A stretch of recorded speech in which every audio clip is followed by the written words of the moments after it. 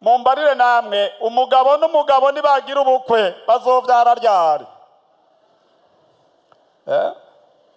Ico Imana itashizeho ntikizobaho.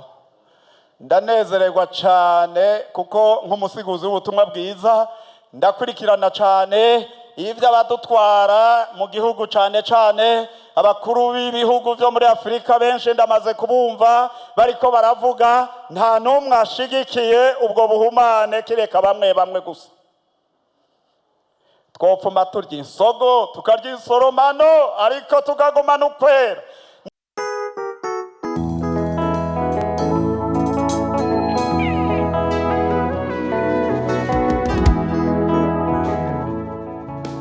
Some ijambo ry'Imana mu ncamake mu gitabo c'uwavugishwa n'Imana Yeremiya niho tugomba gusoma. Ijambo ryaje mu mutima wanje maranye iminsi murarizi ariko ndagomba ko dusubira kurisoma. Igitabo c'uwavugishwa n'Imana Yeremiya igice ca 22 turasoma umurongo wa 29. Mwese murahazi n'amajambo magufi n'amajambo Yeremiya yavugishijwe. Reka dusome uwo murongo umwe gusa mwumve. Ewe wagihuguwe wagihuguwe wagihuguwe niwumve ijambo ry'Uhoraho. Reka dusubiremo uwo murongo gusa kuko uratahura. Ewe wagihuguwe wagihuguwe wagihuguwe niwumve ijambo ry'Uhoraho. Ijambo ry'Uhoraho nirihe? Reka turabe mu gice ca mbere c'uwavugishwa n'Imana Yesaya mwumve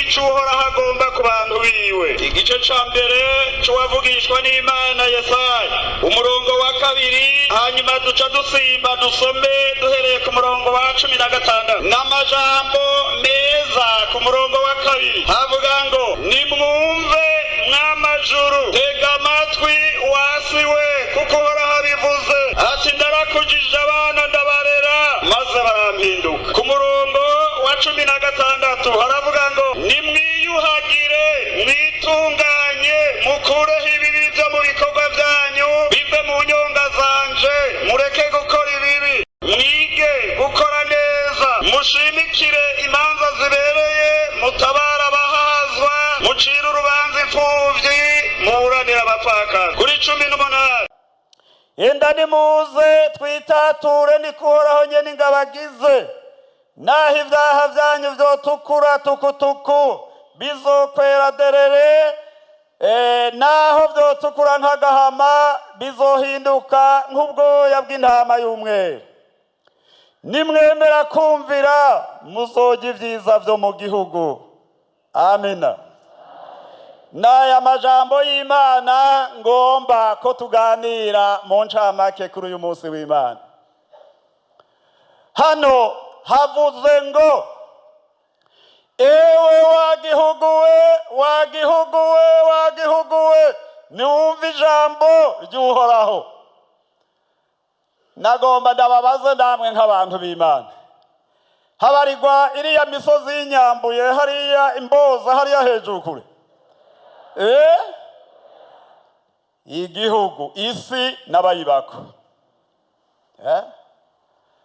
Aha ntihavugwa isi havugwa twebwe tuba kuriyo kuko umuntu n'umwami w'ibiri ku isi bingahe n'amafi yo mu kiyaga n'ibiguruka mu kirere n'ivyo vyose Uhoraho yarabimuhaye. Niwumva ijambo ry'Uhoraho. Uhoraho rero ico avuga ngiki afitaniye imiburano n'abantu biwe.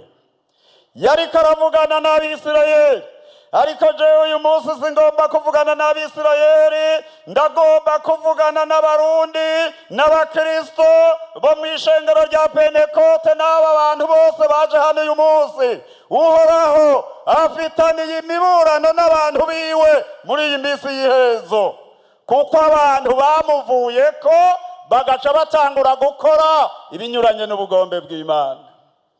Umva Uhoraho aravuga ngo naravyaye abana ndabarera ndabakuza ariko barampinduka.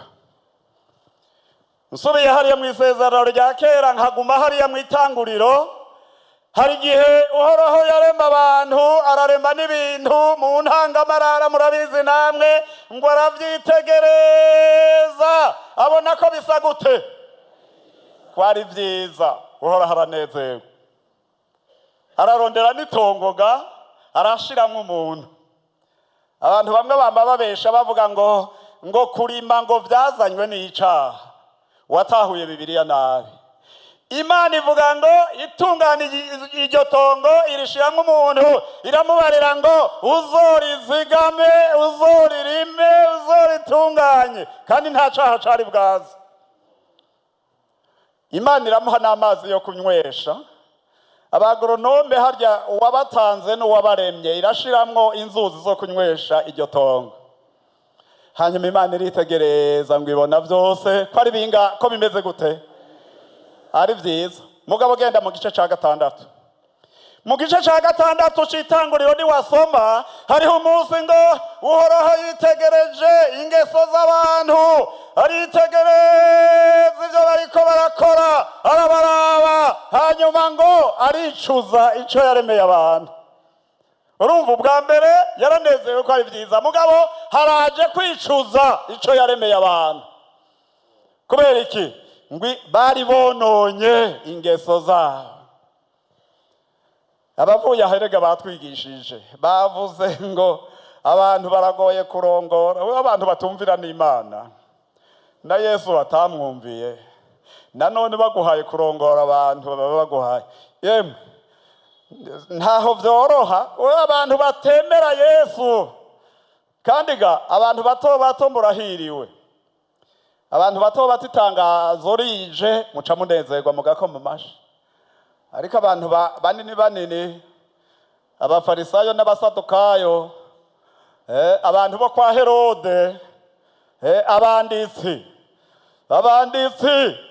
abanyabwenge b'ivyanditswe nta numwe higeze ngo baguma barondera imitego yo gutega Yesu gusa ngo bamwice ngo barabe igihe umukorokana. Niko bambye bakora niko bakora. Ariko abantu bato bariko baravamwe impwemu mbi bariko barahagurutswa bakira bariko barahumanuka imibembe. Ariko abakuru nabo ngo muze murumviriza igihe umukorokana twomufatirako. Ugira ngo aba bantu b'umusenyi bato ugira ngo atari kunezerwa ko umukuru w'igihugu yatugendeye ugira hari ikindi kibagoye.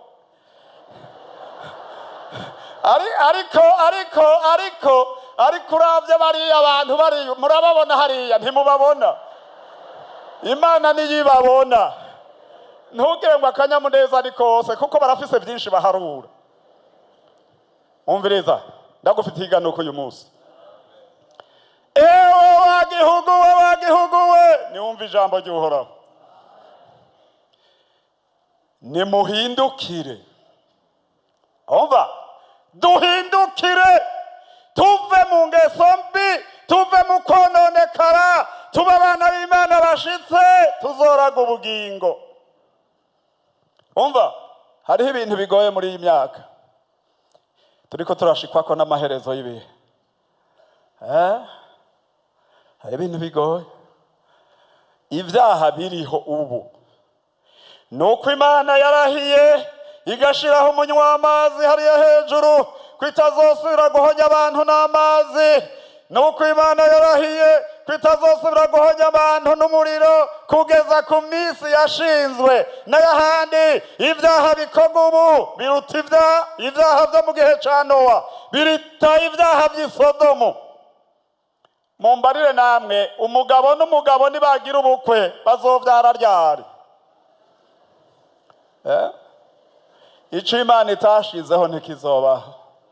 Ndanezererwa cane kuko nk'umusiguzi w'ubutumwa bwiza ndakurikirana cane ivyo abadutwara mu gihugu cane abakuru b'ibihugu vyo muri Afrika benshi ndamaze kubumva bariko baravuga nta numwe ashigikiye ubwo buhumane kireka bamwe gusa. Twopfuma turya insogo tukarya insoromano ariko tukagumana ukwera. Naguma mvuga rero ati Imana yodufasha natwe abadutwara mu gihugu ntibajane n'ubwo buzimire, bagahagarara neza ko Imana twayishize imbere, tugaca dukora ibikorwa byiza bisa nayo, Imana ikazohangaza irihanga kandi ikazoshishikara guhezagira Uburundi n'abarundi. Kandi ndiko ndakurikirana narumvise turaha inyuma yanyu tubasengera nyene icubahiro, twopfuma turya imboga z'insoromano ariko tukaziga mu bugingo. Turagomba ko muri iyi minsi yihereza igihugu c'u Burundi gitwara ubutumwa bw'umuco mu yandi mahanga, kandi bizoshoboka, turabona ko biriko birashoboka. Ariko twebwe abari ngaha tubanze dutungane, nta ugabura ibyo adafise. Umviriza, naho ibyaha byawe vyotukura bigasa n'amaraso n'agahama, wihanye ugahindukira, Imana iravyeza ngo bikaba nk'intama y'umweru. Ibyaha abantu ntibabizi. Ibyaha sinobidondagura, mwese murabizi. Iyo musengera hose nta muntu n'umwe atazi ibyaha ibyo ari byo.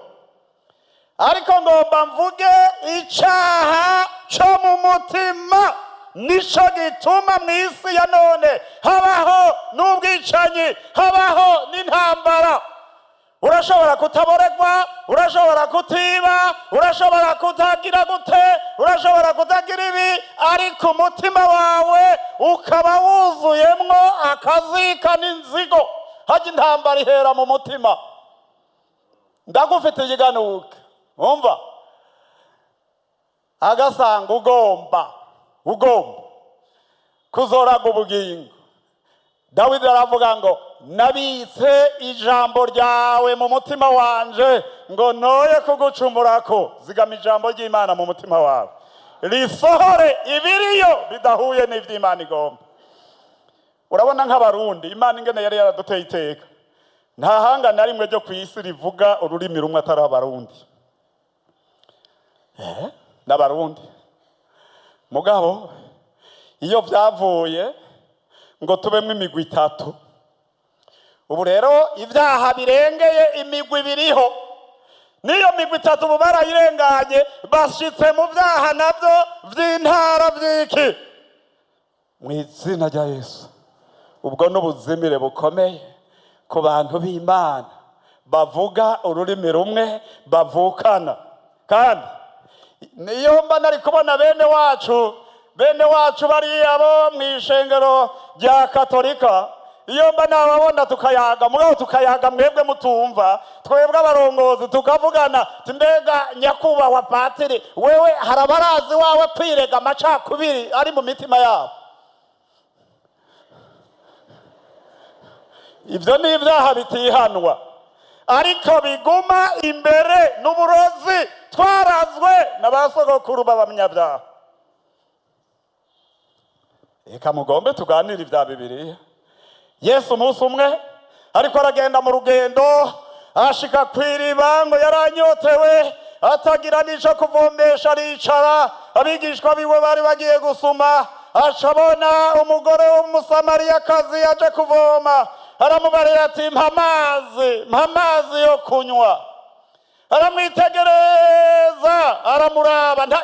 Erega umuntu arashobora kukuraba nukusa bikamutsitaza, akuravye mu ruhanga gusa ati po genda hari.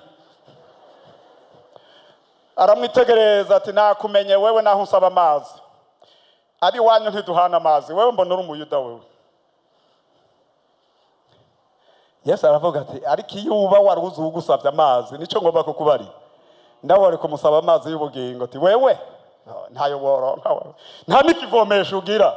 Ariko hepfo havuga ngo yabivugishijwe nuko abayuda n'abasamariya bakundana, siko? Bagira gute? Banenana. Umva, imitima myinshi yarakomeretse, abantu baruzuye insengero. Wozana akageresho uyu munsi ngaho ahantu hari umutima utunganya, agaca ashirako ikimenyetso, erega natwebwe turagomba ijuru, akagomba agahera n'iwacu, agahera hakuri jewe, akadoma ko asanze bikwiye bidakwiye akareka, agaca ahera ino hanyuma akururuka hasi agenda arashira ikimenyetso ku mutima utunganye kuri ba bandi bafise isezerano ry'ubugingo bazoja mu ijuru aho wokwera. Ku Imana yacu itagira igiturire igashiraho akamenyetso. Kubera iki? Turi mu minsi y'iherezo. Abantu muri iyi minsi y'iherezo, abantu muri iyi minsi y'iherezo bononekaye. Ntawe ucubaha ubundi, ntawe ubaha umuruta. Ndabonamwe abantu b'abavyeyi mukuze mumaze kugira ibihe bitari bike, mumaze kubona ibitari bike. Kare nk'uku jewe umushazi utanguye kugenda, ngiye gutya mu nzira ngahura n'umwana w'umwigeme canke ngahura n'umukobwa akiri muto angana n'abakazana banje, yava mu nzira akambisa nanje nkamubisa, inzira tukayireka. Niko abarundi ba kera bari bameze. Nta wasekana n'abazoba bakwe canke abakazana atabizi, barazibukirana. Mugabo ukaba utavuye mu nzira bazoguseka ubu. Niho ibintu bigeze muri iki gihe, niho bigeze. Umuvyeyi mama ubonye amaze kwambara, bari bavuze ko bambara agashiraho hano hagasigara amaso, urinze umubona ukiri umusore canke uri umuhungu, naho woba wubatse utarakura waramubisha ukamuzibukira.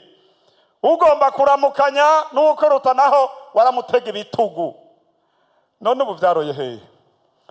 No kuvuga isi iriko irashirana n'ivyifuzo vyayo, iriko iragenda. Turiko dushikwako n'amaherezo y'ibihe. Umukuru jewe ndi umwana mutoyi, abaganwa ba nyuma iwacu hafi ya gasozi k'iwacu hari ikambi ry'umuganwa. Asarutse iyo kure bagakoma amashi bataramubona, bumva bari hariya bakomye amashi, n'abaraha bagakoma amashi atarashika, n'ingoma zigatangura atarashika. Mugabo ingoma ubu aho njanye n'ubu bariko barazisubiza agateka. Ega kari ingoma ntiyavugira ahantu hose. Kubera iki?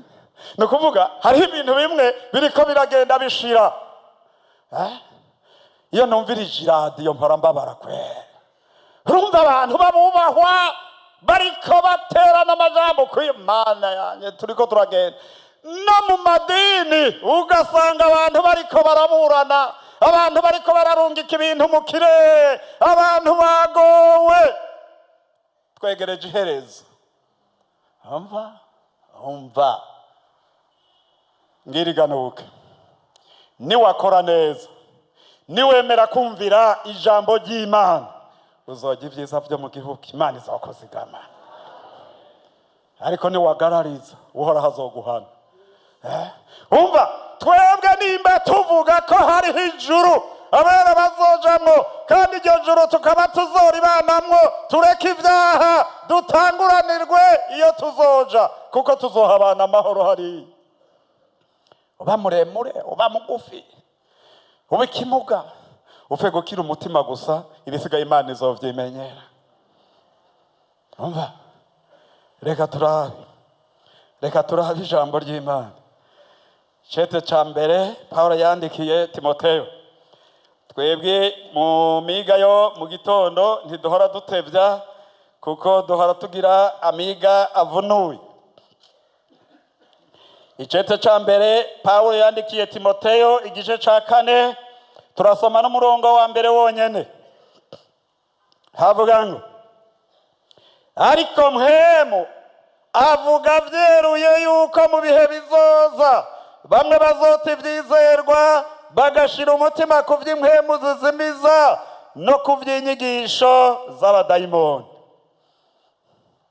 Mu minsi y'iherezo, mu bihe tugezemwo, abantu ngo bazova mu kwemera kwabo, ivyo bahora bemera bizera babivemwo. Urabibaza abakomeresa canke reka tuvuga akazina keza bakunda, urabibaza abagwiza tunga. Uzoha umuntu akazi aca yugurura konte zibiri, iyiwe ni yashebuja, kuko abantu bose bagomba kwiba.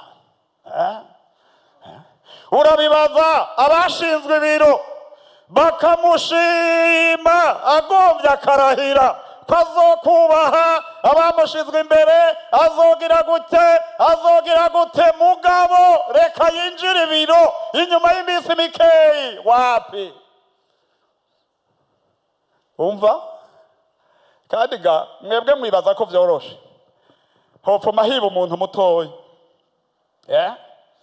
Uriya muntu munini iyo yivye abatwaye ibintu by'abantu benshi nk'igihumbi. Umuntu mutoyi yivye igitoki, ugira yivye igitoki ntiyokirya ari umwe kareho. Ariko nk'uwotwara amamiliyoni mw'ibanki, nk'amamiliyoni nk'amajana 5 ntiyari yubatse ibitaro canke amashuri. None ntumva ko tuba duhomvye twese. Barundi kazi ba Kristo, ndabifurije kuba abantu b'Imana bihanye ibyaha, ndabifurije kuba bizigirwa. Ubu mwizigirwa mobe korwa byawe goshe sakogopa zo kwambe kwegetsebo. Bakristo mukorera mu biro muriko murandaba ndababona, tuze twumve mwarabaye abizigirwa ntimutukisha Imana. Kuko niwaba umwizigirwa bazokongera, bazogutuma abandi bizigirwa.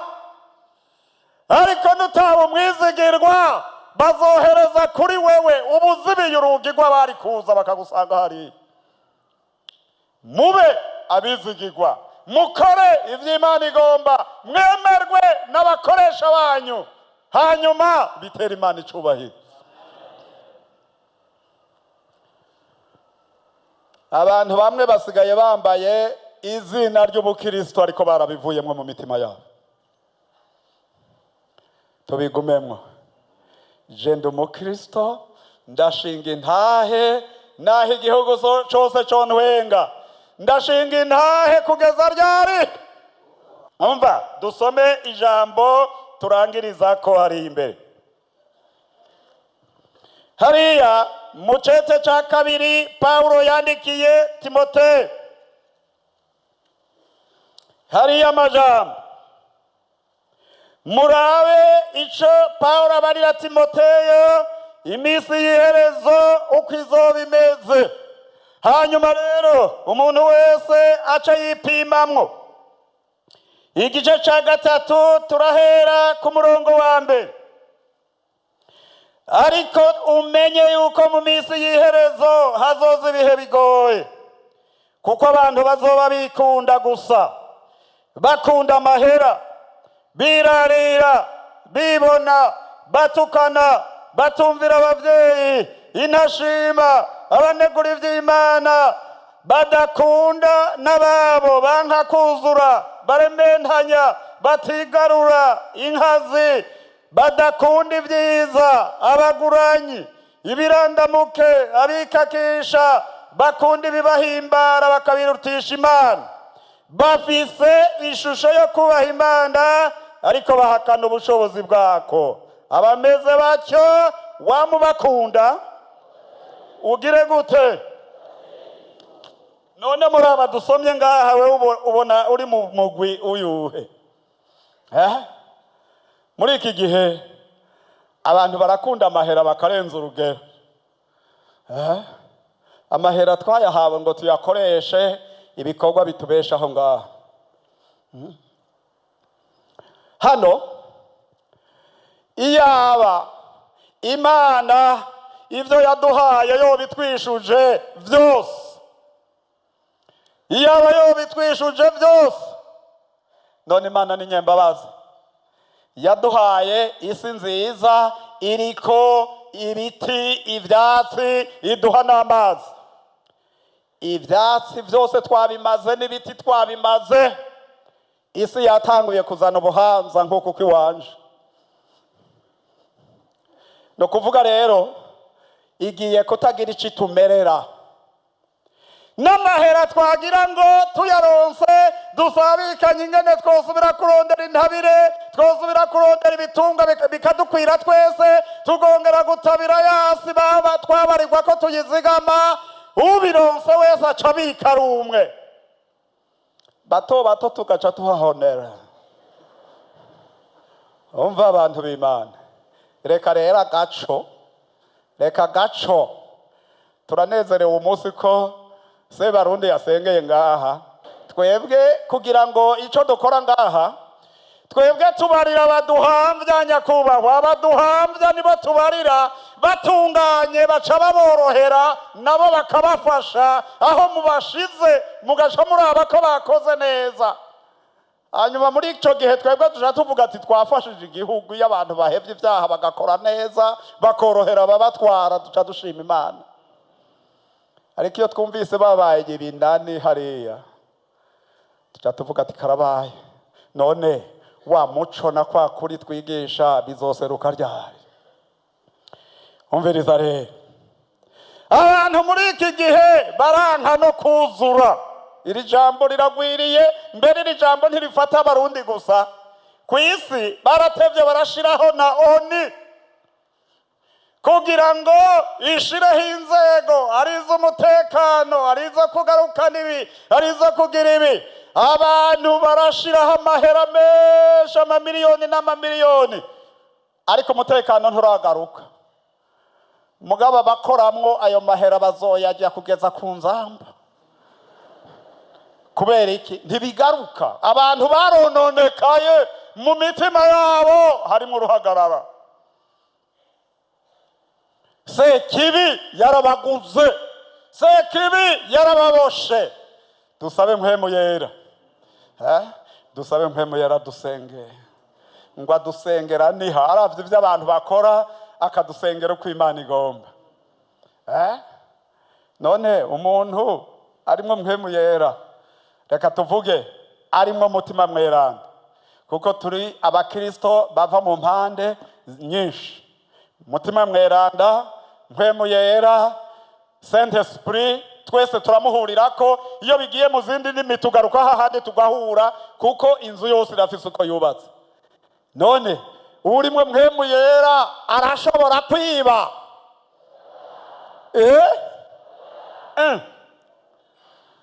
Urimwe mpemu yera arashobora kwicana?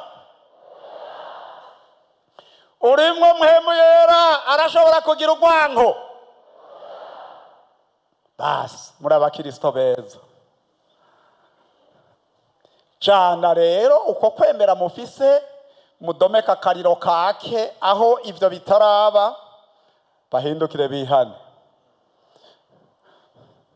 Nimwiyuhagire ububi bwanyu ndiko horahagize, muhindukire uhorahagire gute? Abaharire. Amen. Ndabona gacerere, biraboneka ko mwanyumvirije kandi mwanyumvise. Reka mwumve namwe bakozi b'Imana kakayaga. Umuntu wese ariko aribaza mu mutima wiwe. Aba baririmbyi mwahora muririmba ururirimbo kera ngo mbega uracafise kwa kwizera wari ufise ca gihe wakizwa, uracafise rwa rukundo, uracafise vya bikorwa. Aha turiko turatera twegeranya turangizaga. Murazi twebwe aho duhora turangiriza murahaze, ntimuhaze? Kwa gacerere kaje ndahagaritse, ariko ijambo ngiri: ewe wagihuguwe, wagihuguwe, wagihuguwe, niwumva ijambo ry'Uhoraho. Amen. Twunamika amaso yacu, umuntu agire kwiyumvira mu mutima wiwe. Umuntu niyumva hari ico yofashwa, turamusengera Imana aze guhaguruka. Bakeyi bashobora kuza ino barengane baciye hariya bashike ngaha, abandi namwe muraza gupfukama ngaho mu makoridoro hagati, wopfuma uvumbagara ku maguru ariko umutima wawe ukezwa n'Imana. indagomba kuza bakeyi barashobora kuzanana hano bagashika ino tukabasengera Imana. Uyu ni umunsi mwiza w'Imana wo kwitunganya kugira ngo dukore twige gukora ibikorwa vyiza tube abana b'umuco. Naho woba hariya hanze kure uze gufuma wegera upfukame mu rusengero ariko ntupfukame hanze. Hariho amasezerano avuga ko abantu b'Imana nibumva hari ico baburaniweko bakaza mu ngoro yanje, nihagira ibyago bibateye, nihagira amagorwa, nihaba inzara, bakaza ku ngoro yanje. Amasezerano y'Imana ari mu ngoro y'Imana, uhoraho azovyumva ari mw'ijuru aharira abantu biwe. Turagomba gusengera aba bantu baje, turagomba kubasengera Imana. Abandi murashobora gupfukama aho mugeze tubasengere, ariko ntihagire umuntu apfukama hanze. Mwese mufume mwegera ku gisafu c'ingoro y'Imana. Tugira dusenga Imana, tugira dusenga Imana. Imana batabare. Nsabe hano umwungere wa kabiri mubanze murengana ino, aba bantu mubaragize Imana. Imana batabare. Yego, duce bugufi dusenge tubasenge. Turagushimiye Mana Data wa twese uvyagiye ahera mw'ijuru. Amen. Turanezerewe n'uno munsi wongeye gukoranya ihanga ryawe kugira ngo uricurire amajambo ugigishe kukubaha. Turagushimiye ijambo ryawe ko ryongeye kutwibutsa yuko ico dufasha ari ukumva ijambo ry'Uhoraho no kuryubaha no gukora ico ijambo ry'Imana rivuga. Iyi mitima iraciye bugufi kuko umuntu wese ijambo ryawe rimubereye icirore, yisuzumamwo yirabamwo kugira ngo arabe ukwasa. Uwumvise yuko hariho ikintu atunganya imbere zawe Mwami, araciye bugufi. Barafukamye, bariko barakongorera ibyabagoye, bariko barakongorera aho bagize intege nke, bariko barakongorera aho bakehaniwe bakanyuranya nawe. None nubagirira imbabazi. Ya maraso ya Yesu Kristo amwe yava Mwami ku musaraba i Golgota yuhagiriye imitima kugira ngo ico imyanda ubucafu bwose burimwo bukugweho, abantu bahindure bashasha. Uhereye no munsi bige kukumvira, bagende nk'uko ijambo ryawe rivuga. Ijambo ryawe ribamurikire mu mitima yabo no mu nzira zabo Mwami, bakore nk'uko ugomba, bagira amahoro Mwami mu mitima, kandi bamenye ivy'Imana igomba.